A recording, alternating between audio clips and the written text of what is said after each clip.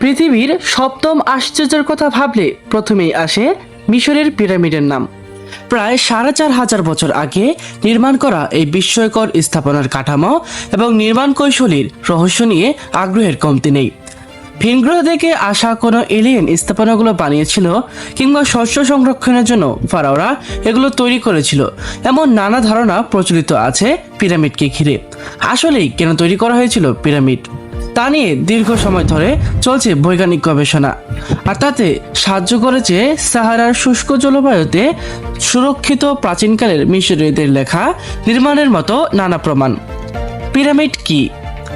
Pyramid মূলত সমাধি ক্ষেত্র।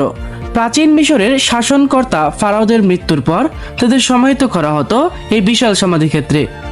প্রায় কয়েক দশক ধরে হাজার হাজার শ্রমিকদের দিয়ে এটি নির্মাণ করা হয়েছিল। কিন্তু প্রশ্ন আসে, ফারাওরা কেন এই স্থাপনা নির্মাণে